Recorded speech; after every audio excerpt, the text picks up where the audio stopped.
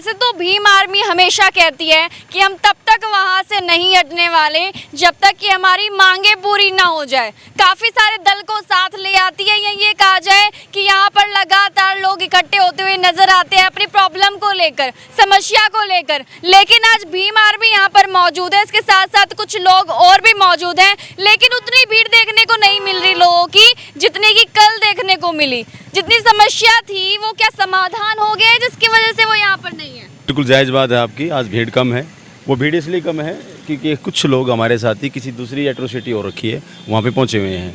हमारे जो भीम आर्मी के साथी हैं, हमारे जो पदाधिकारी हैं, कुछ यहाँ के लोग इसलिए नहीं है। हमारी जो आंटी जी बैठी थी उनके घर में कोई समस्या होगी, वो इसलिए घर पे चली गई हैं। बाकी यहाँ पे बैठे हुए हैं, कुछ लोग सदर थाने में गए हुए हैं। बात ये होती है कि देखिए धरना चलता होना चाहिए। अगर हम कोई बड़ी कॉल करेंगे तो सारे के सारे साथी यही हैं। हमें प्रशासन की नाक में दम करना है। हमें ये दम करना है कि भाई आप हमारी मांगों को नहीं दबा सकते, हमारी बातें आपको माननी पड़ेगी। इनकी समस्या थी वो साथ छोड़कर चले गए, ऐसा तो कुछ नहीं है। हमारा साथ किसी ने छोड़ा नहीं है। हमारा साथ और हमारा विश्वास पक्का कर रहे हैं लोग कि भाई आप लोग हमारी बातें और हमारी मांगे जायज़ कर रहे हैं। आपको हमारे साथ, हम आपके साथ खड़े हैं। जो भी हमारे जो सेवा बढ़ेगी हम आपके साथ खड़े हैं। यहाँ पे सुबह किसान यूनियन के लोग भी आए थे हमारे पास में, वो भी कह के गए हैं कि जब भी आपकी कोई कॉल हो तो हमसे कांटेक्ट करना, जितना हमारा सहयोग होगा हम दल बल के साथ आपके साथ पहुँचेंगे। इन भाइयों की झोपड़ी झोपड़ियाँ तोड़ दी। एक तरफ तो सरकार ये कहती है कि जो बाहर से हमारे लोग गए हुए हैं वो वापस आएँ, हम उनको यहाँ पे मकान बना के देंगे, यहाँ पे आप उनका रेजिडेंस देंगे। वो हमारा हिंदू तो भाई है, हमारा हिंदू भाईचारा है, सरकार वो बोलती है।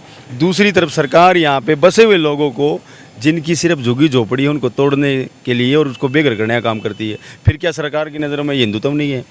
ये डबल मानसिकता, ये दोहरी मानसिकता हमारे साथ में सरकार यूज़ नहीं कर सकती। ये भी इसी देश के हैं और जो दूसरे देशों में रह रहे हैं उनको आप बुला के तो इनको घर दे दोगे, पैसा दे दोगे, नौकरी दे दोगे, लेकिन अच्छा कर रही है सरकार। अरे मेरी प्यारी बहन, क्या अच्छा कर रही है? जब इस देश में जो रहने वाला आदमी है उसके साथ तो अच्छा कर नहीं रही, बाहर के आने वाले से क्या अच्छा कर देगी? ये सिर्फ ढकोसले हैं। ये खट्टर सरकार, ये मोदी सरकार, मोदी जुमलेबाज आदमी है जो वहाँ पे नेशनल लेवल पे बैठ के बोलता है मैंने ये कर दूंगा भाई और बहनों, मैं देश नहीं बिकने दूंगा। अरे तुमने बेच दिया भाई, एयरपोर्ट तुमने बेच दिया, सरकारी स्कूल तुमने बेच दिए, सरकारी संस्थाएं तुमने बेच दी, बीपीएल तुमने सारे के सारे तो तुमने, LIC तुमने बेच दिया, हर डिपार्टमेंट तो तुमने बेच दिया है। रखा क्या है? सौगंध मुझे इस मिट्टी की, मैं देश नहीं बिकने दूंगा। ये कितना बड़ा जुमला था। आज हमारे पास रह क्या गया? सिर्फ बेरोजगारी और अनपढ़ता। सिर्फ वोट लेने के लिए तो मंत्री संतरी इनके पास आते हैं, लेकिन इनकी पीड़ा सुनने के लिए आज तक इनके पास कोई नहीं आया। क्या आपका वोटर कार्ड बना हुआ है? बिल्कुल मैडम, वोटर कार्ड बना हुआ है हमारे पास। ये क्या नाम, सारे कागज, ये सारे कागज है मैडम हमारे पास, और हिसार जिला से है। अच्छा, मतलब ये सही था कि वोट लेने के लिए आ जाते हैं लेकिन काम करने के लिए नहीं आते मैडम, मकान तोड़ने के लिए आते हैं। ये देख लीजिए, ये सारे डॉक्यूमेंट्स आपको नजर आ रहे होंगे। लगभग जितने भी लोग जो है ना झुग्गी झोपड़ी में रहते हैं उन सभी के हैं ये डॉक्यूमेंट? हाँ जी मैडम, 35 परिवारों के हैं। 35 परिवार? और 35 परिवारों के सबके वोटर कार्ड भी हैं? कार्ड हैं, आधार कार्ड हैं और राशन कार्ड हैं, फैमिली ID है, और विद मोदी आवास योजना के फॉर्म भर रखे हमने मकान के। तो आवास नहीं मिले अभी तक? अभी तक कोई सुविधा नहीं मिली मैडम। नहीं, सुना है काफी लोगों को आवास मिल चुके हैं। बिल्कुल नहीं मिल चुके हमें, अभी तक तो हमें तो नहीं मिला। देखो अगर कहीं बाहर विदेश में या कहीं हरियाणा से बाहर मिला हो तो हम नहीं कह सकते, लेकिन हमें नहीं मिला अभी तक। टाइम मांगने लगे भी, हमें टाइम दो या हमें स्थायी निवास दो। हमारे को कोई कहना हमारी बात सुनने लेकिन तैयार नहीं है। वो बोल धमकियाँ में धमकियाँ दे रहे थे, भाई हम आप उठाओ, अगर नहीं उठाओगे तो हम आपकी झुग्गियों को आग लगा देंगे और हम पुलिस प्रशासन को बुला के आपके डंडे लगवाएंगे या अंदर डलवा देंगे। क्या लगता है अगर आप लोग वहाँ पर नहीं रुकते, नहीं साइड में होते तो क्या सच में आग लगा दी जाती? बिल्कुल आग लगा दी जाएगी। अगर उन्होंने धमकी दी है तो आग लगा देते। वो क्यों 16-17 सेक्टर में आग नहीं लगाएगी? वहाँ बच्चा भी मरा था, बच्चा भी मरा था।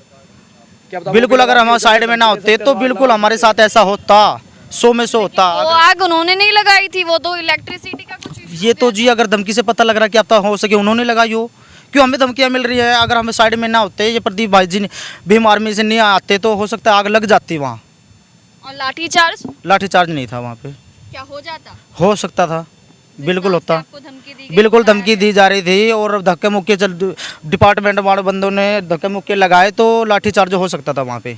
अब पार्षद महोदय है वो बीजेपी सरकार से है, और मेड़ा ग्राउंड सेक्टर है जो 21 सेक्टर है, इसके अंदर भी बीजेपी के बहुत से कार्यकर्ता रहते हैं, लेकिन सभी को टपना यहीं से है, आना जाना यहीं से है, वोट भी यहीं से मांगने हैं, अपने वार्ड से वोट मांगने हैं, लेकिन इस रोड की बात कोई नहीं उठाता है। जो कि बहुत बड़ी आज परेशानी बनी हुई है। नहीं, एक बात बताओ, रोड का टैक्स भरते हो क्या? कौन? कमाल है मैडम, रोड का टैक्स क्यों नहीं भरेंगे? टोल टैक्स भरते हो? टोल टैक्स सभी भरते हैं। जब सारे टैक्स भरते हो तो फिर क्या इशू आ रहा है? तो वो तो सरकार बताएगी ना। अब जैसे हम इस सड़क पे खड़े हैं, ये हमारे जोगीराम सियाग जी ने बनवाया हुआ है, तो मैं तो कह रहा हूँ कि थोड़ा से दिन के लिए अपने जोगीराम सियाग जी को हिसार का विधायक बना दो, कम से कम ये सड़क तो बन जाएगी।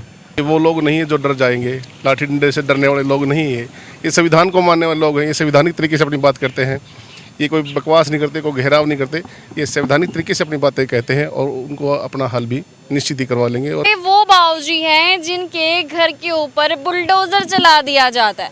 जी हाँ, घर को पूरी तरीके से तहस नहस कर दिया जाता है। बाबूजी नमस्कार। लगभग कितनी उम्र होगी आपकी? मेरी 70 साल हो गई। 70 साल उम्र है। और जो घर जिसको तोड़ दिया गया उसकी उम्र कितनी होगी? कितने सालों से बना हुआ होगा जिसमें आप रहते थे? सन 72 से बना हुआ था। 72? हाँ। इतना पुराना?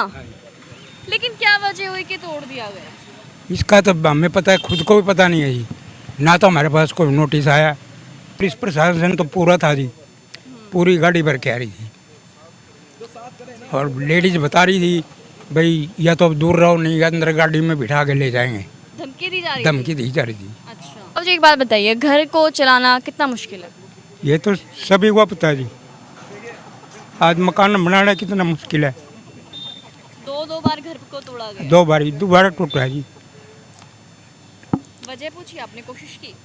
कोशिश क्या जी, पहले मेरे बराबर में एक वो है राजेश यादव, वो कहने लगा भाई आधी जगह मेरे को दे दें। अच्छा। मैं गया नाट उसको बिल्कुल ही।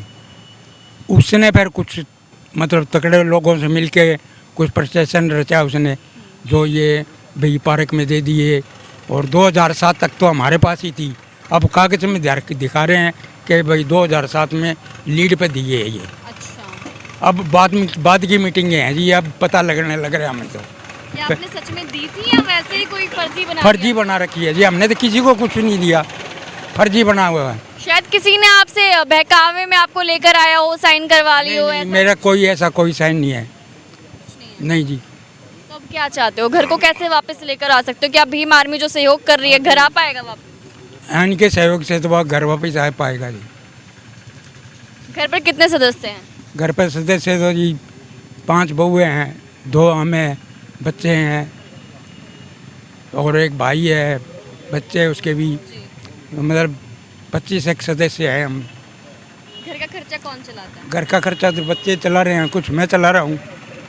घर पूरी तरीके से तोड़ दिया गया? बिल्कुल। रह सकते हो उसमें आप? नहीं जी, रहने के लायक ही नहीं। नहीं है। सामान भी दबे वो हमारे नहीं है, खाने पीने का जाओ तो वो सामान भी दबे अंदर। जी शुक्रिया। फिलहाल एक बार देख लीजिए इनकी आंखों की तरफ, जो नमी आ गई है ना, शायद आप लोग उसे देख सकते हैं। ऐसे समय पर किसी व्यक्ति से सवाल करते हुए भी 4 बार हमें सोचना पड़ता है कि इस व्यक्ति से क्या पूछें, इस व्यक्ति से क्या जाने कि इसके घर पर क्या बीती है। क्योंकि इनके घर पर जो हादसा हुआ है, इनके साथ 2 बार ये जो किया गया है, 2 बार बुलडोजर चला के पूरा घर तोड़ दिया। जो व्यक्ति एक एक ईंट अपने जो है पूरी मेहनत के साथ लगाता था, उस घर को तहस नहस कर दिया गया। उस घर के अंदर खाने पीने के सामान की बात करूं या बेड की बात करूं, फ्रिज की बात करूं, संदूक की बात करूं, घर में जितना भी सामान होता है सबको चूर चूर कर दिया गया। जी हाँ, तो सोचिए उस व्यक्ति की क्या हालत हो रही होगी इस वक्त, जिसने उस घर को इतनी मुश्किल से तैयार किया होगा। कमेंट बॉक्स में जवाब देना मत भूलिएगा और बने रहिए मेरे साथ। अच्छा न्यूज़ सेक्शन में आपको लगातार देती रहूंगी। आशीर्वाद लहंगा, शेरवानी व पार्टी वेयर ड्रेस किराए पर मिलती हैं। SCF 113, first floor, Rajguru market, Hisar. Book करने के लिए अभी संपर्क करें।